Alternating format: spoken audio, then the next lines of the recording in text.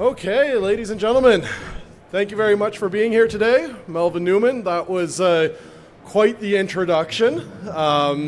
Summary, basically nerd at large, happy to admit that, and absolutely passionate about digital estimating. Been doing it for about 15 years, and founded PataBid really to start to produce more for that. See if... Let's see if we can get this thing to go full screen here for us.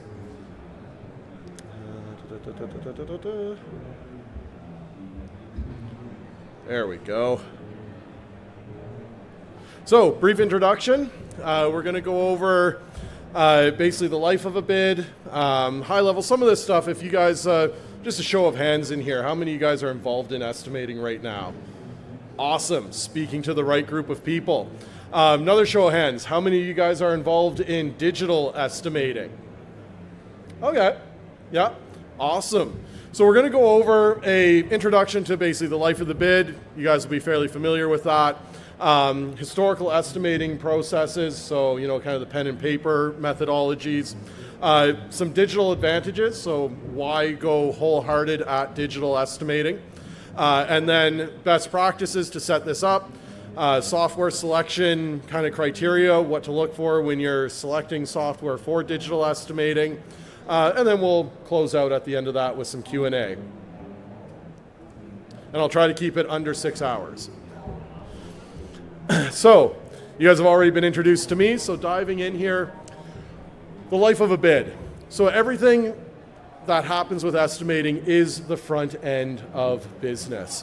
As we all know, the first step, finding your estimating opportunities. This can be incredibly challenging as the market is extremely fractured. If you guys do public tendering, for the municipalities, government work, that can be incredibly difficult to source because it is tremendously fractured across North America. I know in PataBid, we've looked at 280 different sources now for finding public procurement work to try to consolidate that into one centralized source to make life at least survivable at it. So once you've got kind of your data sources that you figured out, then you get to the counting and the quantification. And this is where people spend the vast majority of the time on the estimate. And I ran some data analytics a couple of years ago on this, pulling out of the system we were using at the time. On the average job where the contractor is purchasing the materials for that project, all the equipment and everything, the estimator will spend 80 to 90% of the bid time literally counting widgets. And those widgets, at the end of the day, all your plugs, all your light fixtures, all of those individual pieces contribute 20 to 25% of the final project value for the electrical process. It's an incredibly skewed cost-benefit analysis. So looking at that, stepped back and I'm like, okay, how do we figure this out? How do we make this better? And it was really, really bad. When I started in estimating, we were pure pen and paper.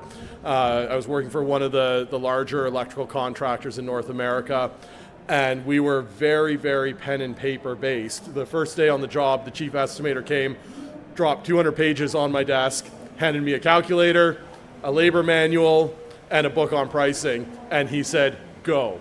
And initially I looked at him, I'm like, this is hilarious. And he's like, no, seriously, this is how we do it.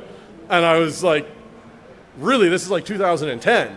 Like, this is not that, what is going on here, people? Why are we doing it this way? And so I did that one job that way, and then went home and wrote my first piece of software that was literally just a database. All it was pulling in those values and doing the calculations automatically. But that alone took the extension time from 2 weeks down to 3 hours. And so that's when I realized, okay, the industry is prime for a change here. And we're reaching that point, we're well into that point right now. A lot of contractors are now embracing digital workflows, and the struggle now is unifying that into one process that makes sense. So then you get into the closeout. Closeout is, that last day before you have to drop your price off. Full transparency, Most of my experience is Canadian. I hope you'll forgive me for that. But I know up in Canada, we get all of our quotes 30 minutes before closing. I don't know, is that roughly the same down here? I mean, I assume so, since most of our stuff's coming out of the States anyway. So that last half hour, you are under massive crunch to get all your numbers together, and that's where all the risk starts. So the entire risk on a project starts at the bid. Every safety incident, every cost implication starts well ahead of where that project takes place. I call that kind of the arrow of construction.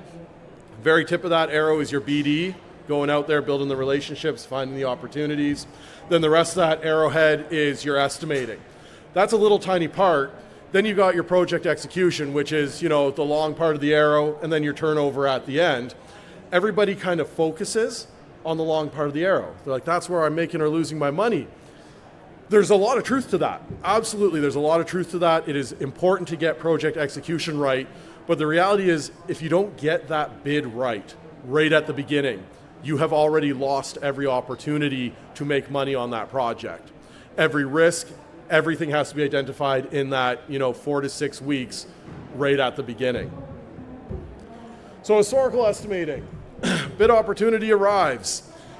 Go and print off the drawings. That was always the big step. So, and when you've got a large package, one of the larger jobs that I worked on, thankfully one of the last paper-based ones, walked into the company just as they were starting on this project, and they were doing it all paper-based. It was a $250 million wastewater treatment plant project, and they spent like $1,500 printing out drawing sets just for the estimators. And then they were prepped to spend another $3,000 or $4,000 to print out when they won the job. And I'm sitting there, I'm like, that is a crazy amount of money. I'm like, not even, worrying about saving the trees and stuff, just the cold hard dollars of that. That's a lot of money to spend on something that you have in that case, we had a 33% chance of winning. So print the drawings out, takes time, takes a number of weeks to get the sets. Specs need to be printed too. And if you're in the electrical, specialty trades, sure, you can say I'm only going to print out the electrical portions of this, but the reality is every one of those spec pages says you are beholden to the entire project and you are responsible for everything. So in the end, you basically have to print out the whole thing anyway. Pencil crayons get sharpened. You're ready to start diving into this, start marking up the drawings. Packages are prepared to send out. So, you're going back, you're rescanning the PDF again, prepping the packages to send out to the suppliers. Very labor intensive. Quantities get tabulated. So again, circling back to this, the one company that we were doing the pen and paper, they would use tick sheets. So, go along, highlight everything, put it on a tick sheet. Fairly consistent, reasonably effective way of doing it, until on a different job we found out later that happened before I got there. Buddy had taken a bunch of those tick sheets home, a whole bunch of them fell behind his desk. He totally missed that. It wiped out, $250,000 on a bid. And they got the job. And then that job went extremely sideways very quickly. So there's a tremendous risk in, that paper-based process if you get interrupted at any stage in there. Yes, it can work, and yes, it can be effective, but it has a lot of internal risks. Labor and costing manually applied, so getting those updates in later on, especially post-closure, having to go back, retabulate, see if your price is still good, insanely labor intensive. Factors applied and calculated, and then you submit it. One of the key problems with this is, again, you can't update anything in real time. Everything has to be hand calculated. There's a tremendous risk in doing that. So this is kind of the historical estimating. A couple of my favorite estimates, though, from history that were done. The Apollo mission. I absolutely love this one because James Webb, the director of NASA at that time, he got his brightest guys together and said, give me an estimate to go to the moon. I would have loved to have been, asked that question myself because, nothing exists and you're told go to the moon. So they came up with $10 to $12 billion to do this. And he goes and takes a look at this and he's like, okay, I'll take that away. And then he has to go and report to Kennedy on, what this is going to cost. Walks into the office and says it's going to be at least $20 billion. because, he looks, he's like, the brightest minds have said this, I'm going to double this because we have no idea. And then at the end, they made it there for $25.5 billion. So he was only 20% out, which when you consider, that's actually spectacular because everything had to be invented for that project. The other one was the Hoover Dam. Big fan of the Hoover Dam myself. Originally estimated in 1931, it was put together by a consortium of companies that got together and took a look and said, this project is absolutely nuts, but let's do it anyway. Let's go see if we can actually achieve this. So literally the very best of the American spirit, went into that project. So they JV'd. They put together a $49.9 million bid in 1931 on what was basically the most insane design build. They really didn't have a lot to go on other than some geotech reports and some calculations for this. And then they finished it under budget, $49 million in 1930 and 2 years ahead of schedule. So, that's one of those ones where, again, the estimate can set you up for the success, but all the risks have to be identified. Everything has to be identified right at the beginning. And if you get it done right, now these were all obviously done paper and slide ruler, so they took a lot longer to put together. Today, the major crunch we're facing is we just aren't given the time to put together, fully comprehensive estimates, especially in the design build manually. So advantages of going digital. Fully integrated estimating. So this is a huge one. Just out of curiosity, are any of you guys in multi-trade companies? Just throw your hands up. See a couple of hands going up. Mechanical, electrical, a little bit of everything. Do you guys bid combined? Awesome. No? Okay. I see some people do, some people don't. Fully integrated digital estimating, being able to see everything that happens at the front end of that project in one unified estimate that can also then be partitioned up for closing as necessary. This is something that can really only be achieved reasonably in a digital workflow. Otherwise, you are sitting there trying to hand bomb stuff in and out, and you can't be 100% certain of your final result. And that's something you always want when you're estimating. You got to have confidence in that final number. Otherwise, you really should be pulling. Labor and materials attached to the takeoff. So this is key with digital. What you want to ensure is that every value that is in your estimate is attached back to the source material. So if you're doing a design build, you want that to be attached to either drawings that you're able to sketch up in the estimating platform or that your team has given you, so that you can identify 100% accurately where these numbers came from, and then turn that documentation over with your bid. One of the things that I always standardized on in the companies that I deployed digital estimating in is taking the marked up drawings, submitting them with our quote, so that the contractor, the GC at the end of the day, knew precisely what we were supplying. 100% accurately, no disagreement. The first time I did this was actually up in Ottawa, Ontario with Black & McDonald, if you guys know those guys. But the GCs would start calling me and they're like, what are you doing here? And literally half of them were like, this is awesome. I get to see exactly what you're including. This is amazing. The other half of them literally called me and said, we hate that you're doing this. And I'm like, why? And he's like, you're screwing us. I'm like, no, I'm stopping you from screwing me. And they're like, yeah. I'm like, okay, we should really think twice about bidding to you in the future. So it was fascinating to see the response from the market when literally I would send this out as a whole package with the marked up drawings. And the key is to get those done early. So you send it with your scope letter, then you have time to negotiate, and it opens that dialogue. Again, something that is very difficult to do with pen and paper. You would literally have to go scan the drawings in, mark them up, those files become huge. All information is centralized. There is a company history in estimating. I know when I started with the pen and paper, we had closets full of old drawing packages. And I literally found some that were there from before I was born. And I'm sitting there, I'm like, guys, this is not just a fire hazard, but like, what are we doing here? Like, does anybody even remember what these projects are? To his credit, the chief estimator that was absolutely amazing mentor to me. He was a pen and paper guy, but he was totally open to the digital stuff. He actually did remember most of those. He was able to go in and say, hey, I bid this job like 20 years ago. We just got the new project in where I have to tear out everything that I put in 20 years ago. I'm like, oh my goodness, man, that's wild. But when he left the company, that information was totally lost.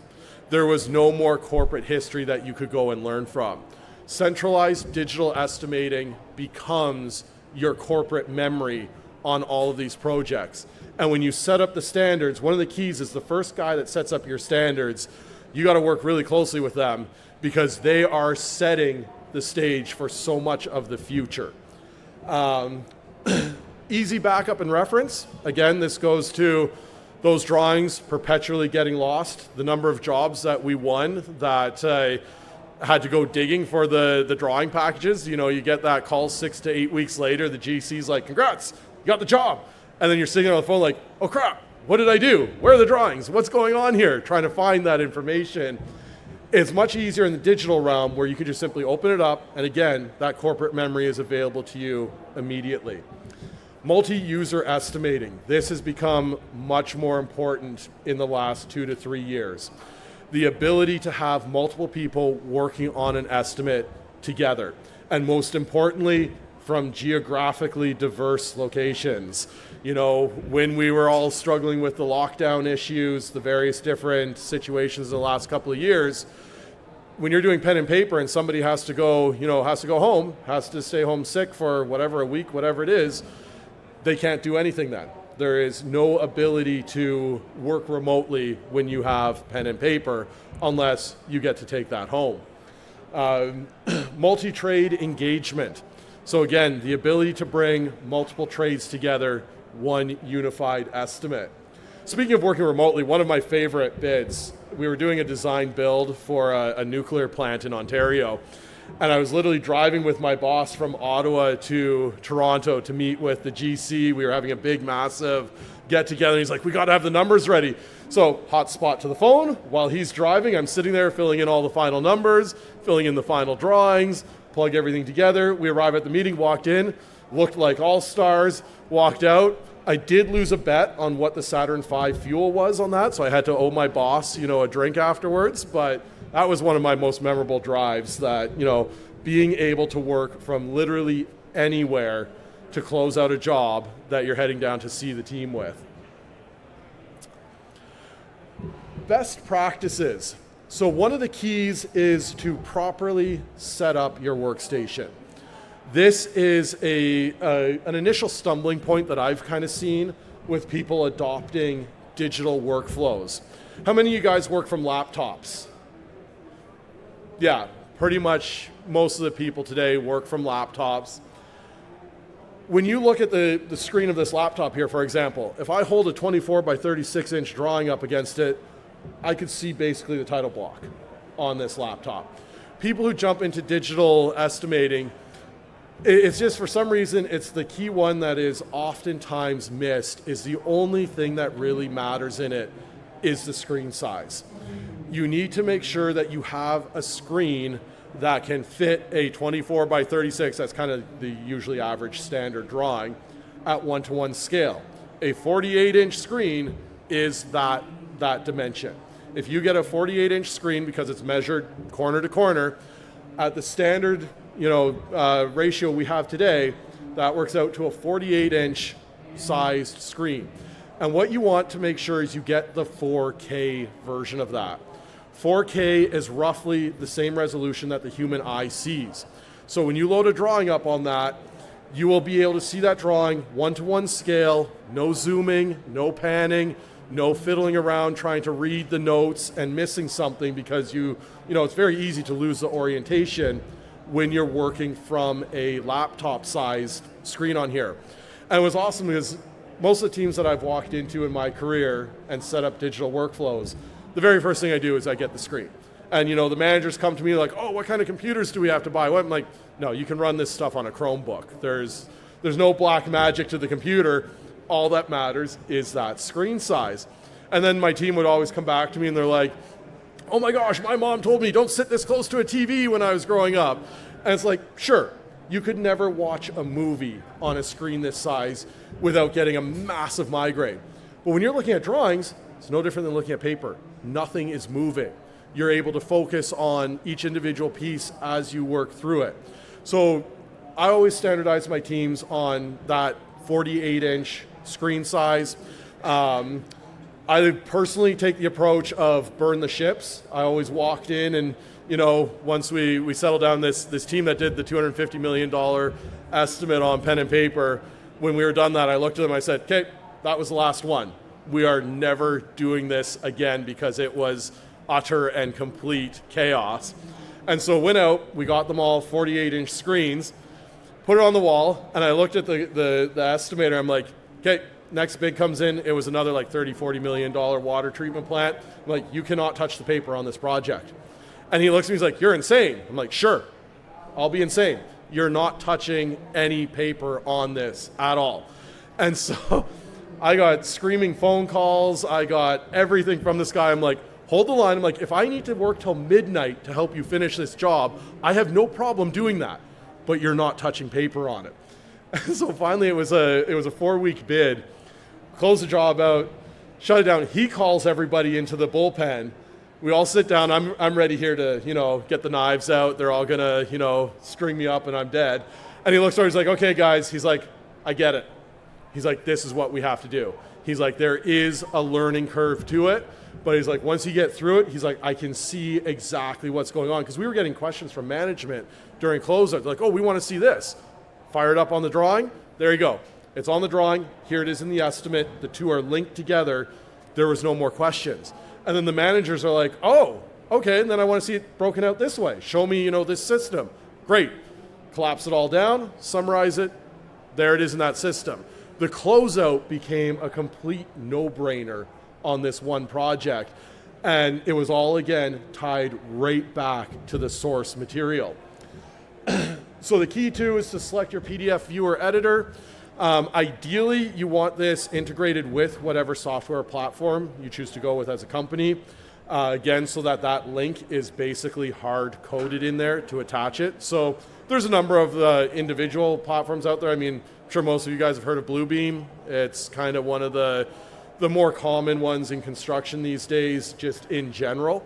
Very good program. It is very adept at editing PDFs, marking that up. Does not have that hard link to your labor and material numbers unless you do some really fancy programming with it. And you can do that, absolutely, but again, there's risks involved in that. Reviewing the project and plan. That is a major one. How many of you guys do a page flip when you get your estimate in first time? A couple of people. The game we always like to play, we get a project in, set it up on the screen, call everybody over. Secretary, whoever happens to be standing there, gets called into the room, and we just flip through the drawings from start to finish, and we hand everybody a sticky note. Fill in the number that you think this project is worth. Doesn't matter, what your experience is, whatever it is. And then we put those on the wall, and then we go do the bid. And 6 weeks later, 4 weeks later, whatever it is, when we're done that estimate, take the sticky off that, won the bid. And so we go back to that person. If we won the job, yeah, you'd get a nice drink. I mean, if we lost the job, you get a bottle of water. But whoever was closest, always got a drink out of the game that we would play. But it's a great way to familiarize the whole team with what you're about to embark on. And if you're doing larger projects, that is absolutely critical, not just from the aspect of constructability and the bid, but also for the individual estimator to get an understanding of what they're walking into, how are they going to break down the values of this, and have management in on that so that the managers can understand, okay, when this is closing, I'm going to want to see X, Y, Z. I see, on this job, the fire alarm system is horribly detailed. I see on this job that they're saying, half of this is going to be design build in this one part of the project. Those are the things that they're going to want to see broken out so that they can do their high-level risk assessment and analysis.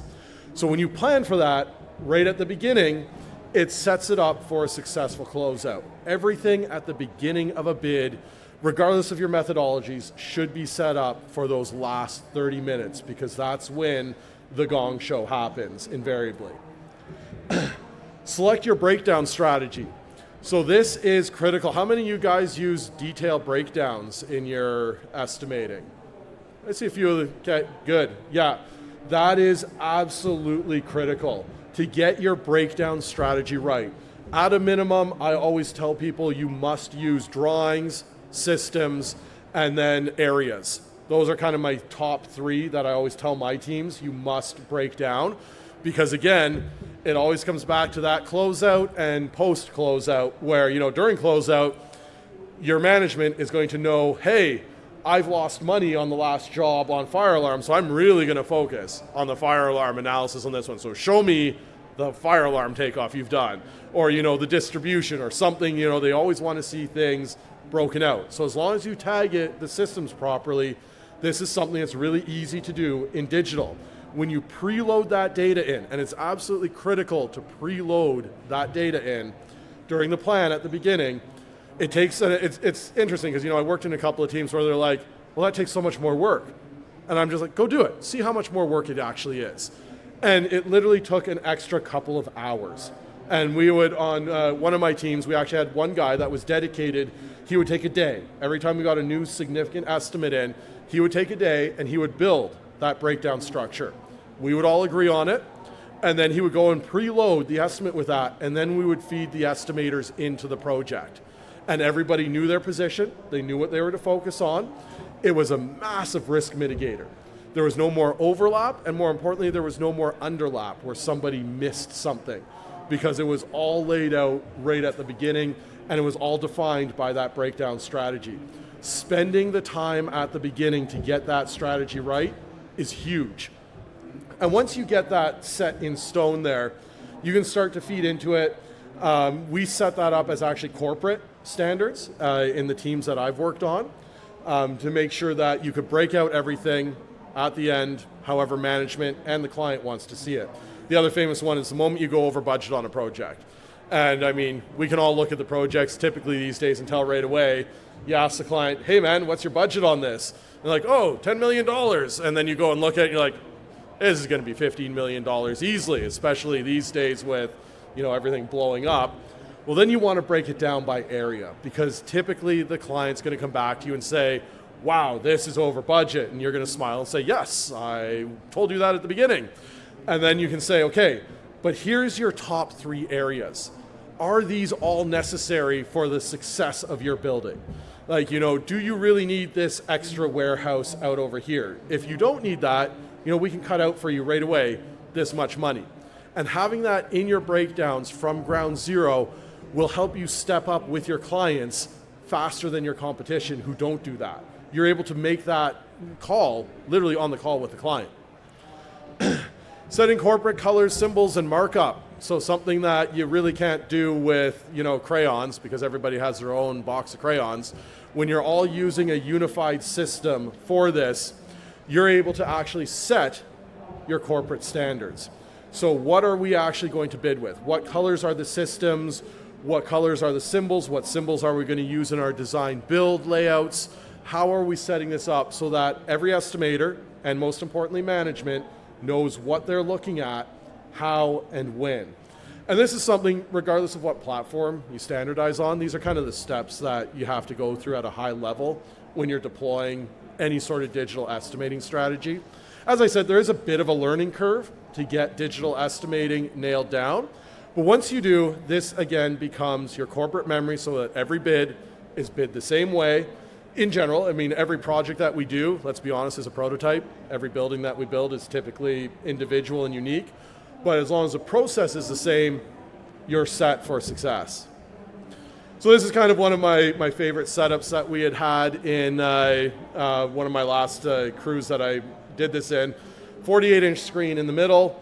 I like to put two 27-inch screens, one on each side.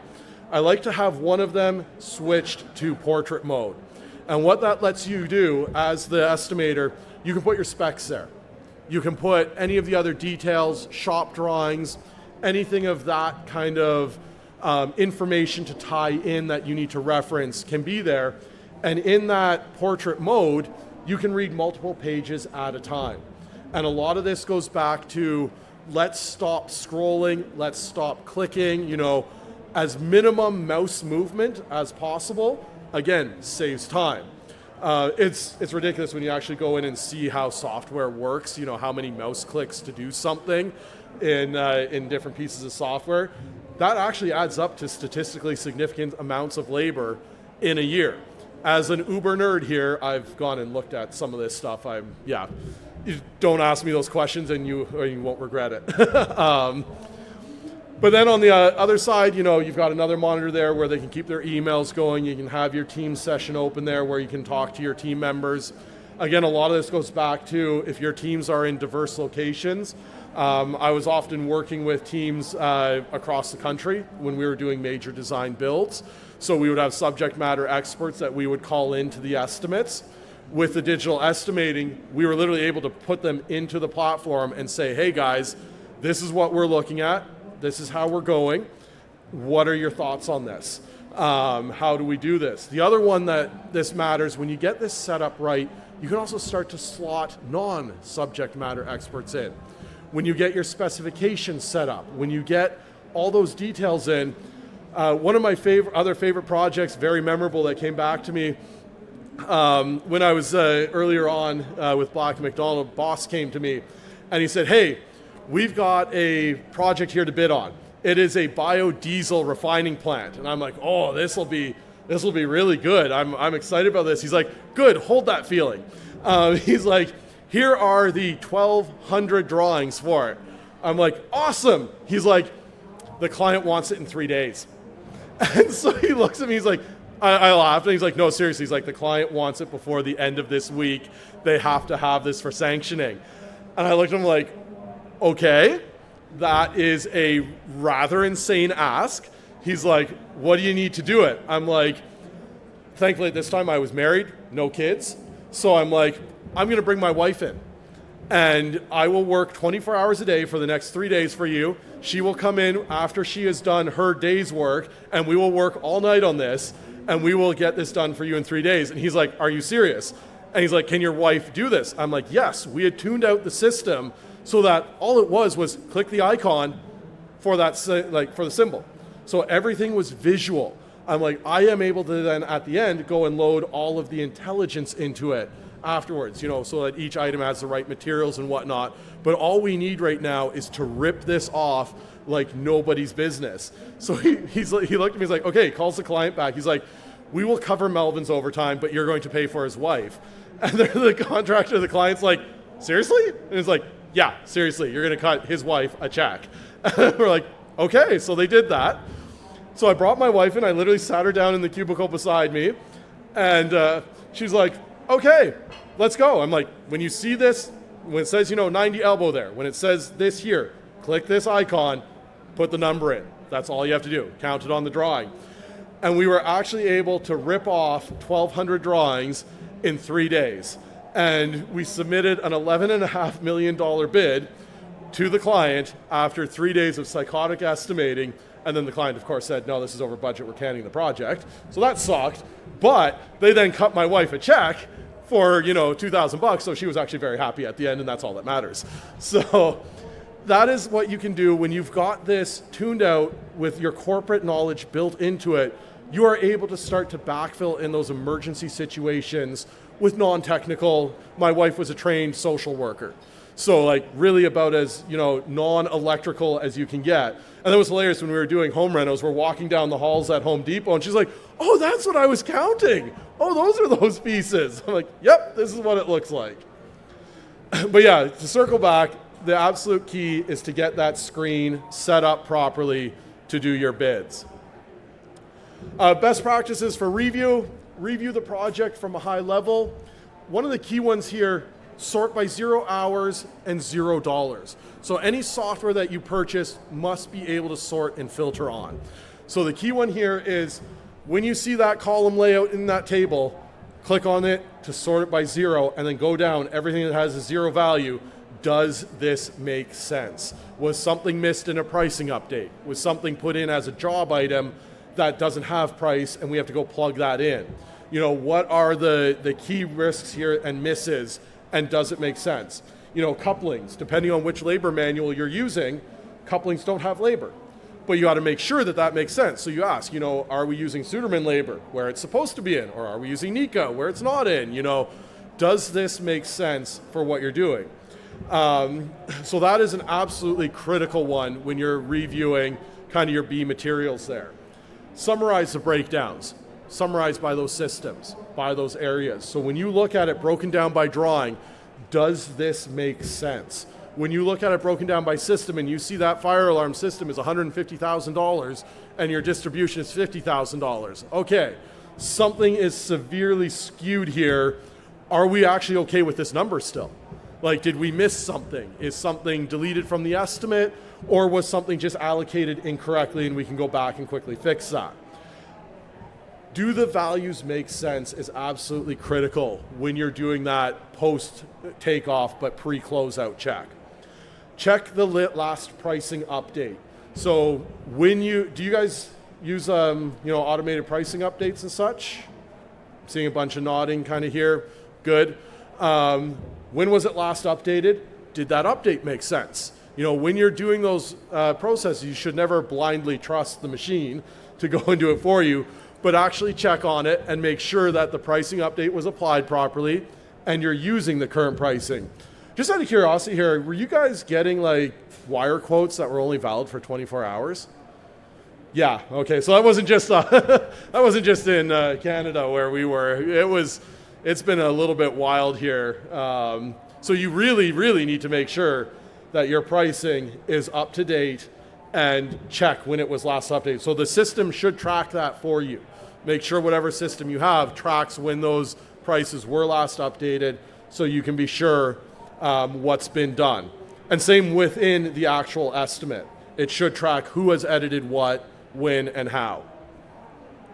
Build the closeout structure early. This goes back, I keep re-saying this because it is so incredibly important that pre-planning the bid, get that structure locked in as early as possible. Yes, there will be addenda usually that kind of throw you for a loop and you're left standing there like, oh my gosh, I've got to rejig something. That's fine. It's actually vastly easier to reallocate numbers than if you have a whole new section that has to go in. Obtain the BOMs and scopes ahead of schedule. Hammer the suppliers for this. I know for us that was always been a bit of a challenge. We would always tell our guys, we're willing to accept your quote, up to 30 minutes to closing. We know that that's going to happen regardless of whether we cry and scream about it. But what we do want well ahead of schedule is your scope of supply. And I would actually go to the point where with my suppliers, I'm like, if you do not give me that 1 week ahead of schedule, I will be submitting to you your scope of supply. And you will match that, or you will just not be entertained. And that was a great way to actually get them to, when you start sending them stuff and you're like, you are now attached to this. And I'll be perfectly blunt, I don't know why that freaked them out. I had no legal basis to stand on to do this, but for some reason that really would trigger them and they'd be like, oh, actually, yeah, no, here you go. Here's everything for the scopes that we're doing. It's kind of a random one. It's the same thing whenever you ask an RFI on a bid, this is a bit of a tangent, always put your assumption in if they don't answer it. You will get an answer so much quicker if you start to do that from the engineers. We would start to do that. I would ask the question, does this is, the question I have, here is my assumption if this isn't answered. And that one actually is legally binding because you have told them without having to quote unquote qualify your bid what the actual basis is. So, if it's not addressed in an addenda, here is what I am doing in my bid to you. That's just a bit of a tangent on risk management when you're actually doing your estimates. Set the alarms or notices on all guesses. I like to pre-populate estimates. This is something I've also taught my team. Put guesses in for everything, set alarms on them, set notices on them so that this is a budget value. And the software you select should have that capability to notify you this is a guessed at value. But what this does is it gives management a comfort level. You can tell them kind of where the numbers are going to head. Managers really, really like that, especially executives. So we would always pre-populate everything right from day zero. We would go through the spec, preload all the packages we were anticipating receiving, and put budget values in for them. Half the time, our values were like wildly out, on a lot of things, especially when you're dealing with, industrial work, stuff like that, or very high-end commercial work. You might be wildly out, but it was surprising how overall, oftentimes we would be within 10 to 18%, depending on how the job was, of our guesstimate at the end day. And that was absolutely critical to getting through closeout cleanly. And then, of course, setting the alarm so you know what you've guessed at. Building that fully plugged estimate so that, even if something doesn't come in at the end, like, a key supplier pulls out at the end and says, actually, I'm not supplying pricing on this. Doesn't happen often, but I have had it happen on a couple of occasions where the thing that you have built around, it turns out it's not what you expected, or the supplier just straight up overpromised to you and they're not delivering it. If you have that fully plugged estimate on the day of closing when you discover this problem, management can get together and you can have a clean discussion on it. And you have an idea of where it's still going to go and what the risk factors are. Data storage, keep everything. So data storage is getting cheaper literally by the day these days. Hard drive storage capacity, very inexpensive. I like to have everything stored for all time, always. This again is your corporate knowledge. Make sure that everything is backed up religiously. This goes to some of those kind of key practices when you're deploying something. If you're a small-time, owner-operator contractor, that's fine. There are numerous packages out there from Norton and all those other groups that can do, nightly backups of your data. This is where everything pivots around. I just had a fab shop, that I got involved with earlier this year that was storing all of their corporate data on a residential NAS system that they bought from Best Buy. And I walked in and I looked at the guy, I'm like, what happens when that dies? And he's like, we close up shop. He's like, we're done. I'm like, okay, you see the red light that's blinking on it? Half the drives in it are already dead. And so I'm like, we need to fix this. So I freaked right out, went out, built him a server and got him set up on something properly that, backs up nightly. So it's absolutely critical to make sure your data is secure. Don't ignore it. You don't have to panic about it, just don't ignore it and make sure that it is being backed up regularly. I like to organize everything by year with a comprehensive naming structure. Tag your estimates and files. These are kind of more advanced features in Windows and estimating platforms, but what it lets you do later on is search, and you can find key information. So if you go and work on building X, and you say, oh, I've done something like this before, let's pull up the tag list here. What else have I done that kind of matches these parameters? And you can pull out, again, that historical memory of what was done there. Software selection, cloud-based or local. These are kind of key questions to ask. Do you want to be able to work from anywhere? Well, then you pretty much have to go cloud-based. Do you want to local install for performance reasons? Certain AI-driven applications may require that. Store files and documents within the estimate. This again goes back to my belief in centralizing everything. Make sure your drawings, specs, everything are actually stored within the estimating platform so that you can have that memory always. Multi-user, that's a huge one again. Even if you are an owner-operator, you may want to be able to have your foreman come in and help with counts when they're not busy in the field. If you're a larger organization, it's key there. And then, of course, graphical takeoff, that's the biggest one. You basically have to have that to do any sort of digital estimating. AI-based takeoff, so this is kind of up-and-coming technology that has been improving dramatically over the last few years. Being able to automate a bunch of that counting so that 90% you spend on the estimate kind of drops down to that 50% at most. Items and assemblies ready to go out of the box. That's absolutely critical. You really don't have time, no matter how big you are, to have somebody go off and spend a year building out everything for your company. So you want to have that out of the box. Multi-trade is optional, depends on your business. I like to promote anything that is multi-trade so that as your business grows, you have a chance to diversify. And ensure it is customizable to your business. Whether it's cloud-based or local install, you want to make sure you can customize it because no two businesses, they might have all the same items that you use, but how you install that is always going to be unique to your company. So in conclusion, digital estimating, the goal here is to save time and money. Save time on your bids, generate more revenue by bidding more, allows you to increase your volume, your accuracy. That's an absolutely critical one. Ideally, again, when you set up that corporate knowledge in there as it develops, you're just naturally going to get more accurate. So when you hire that new person in as a junior estimator, they're able to start with all the knowledge that the senior estimators have put in already. So you really significantly mitigate a lot of the risks of having new people come into your company. Everybody is still working from the same standard, and you're able to bid with confidence. Selecting software that will grow with you.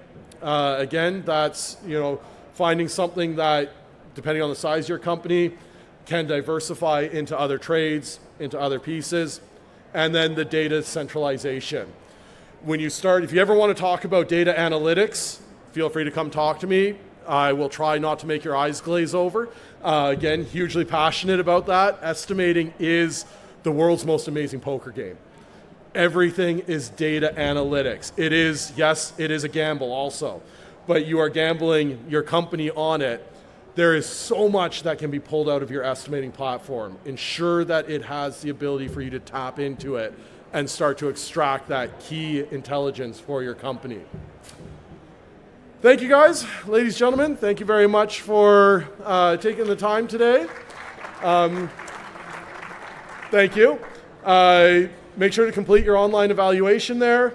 Feel free to come see me, stop by our booth. We're kind of back, if you look for the Procore sign back there. Happy to talk more estimating with you. Melvin Newman from PataBid. Thank you.